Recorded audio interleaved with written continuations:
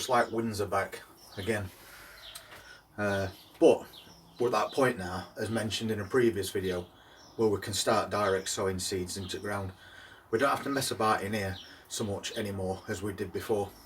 So yesterday we dug a little area further down the garden, just dug out a little trench, just big enough to pop these peas in.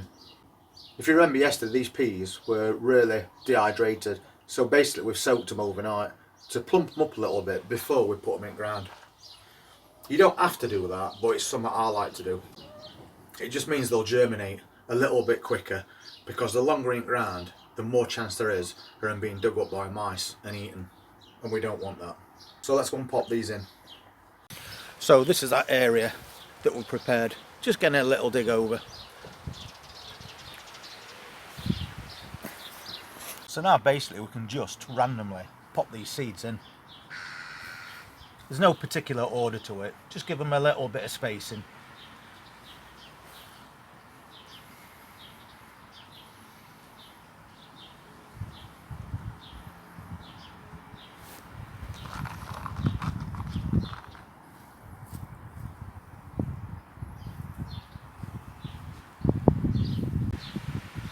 And that'll do for in there.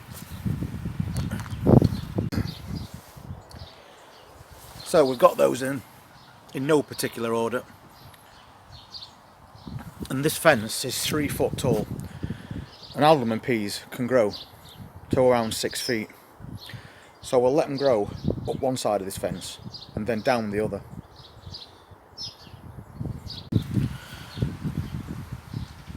So now we just need to cover them over.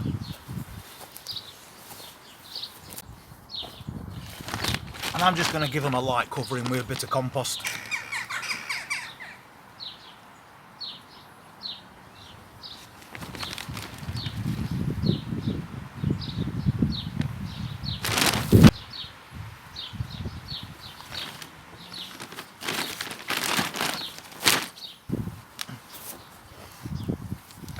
I've also got some of these old sheets of glass.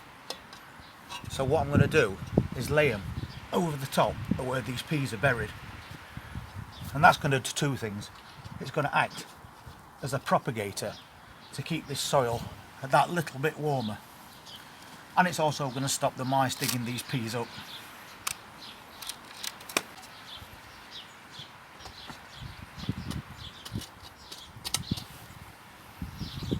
So that were quick and easy. It's had a bit of watering and it's been covered over with this glass just to protect it from those mice. And now all we have to do is wait for them to germinate.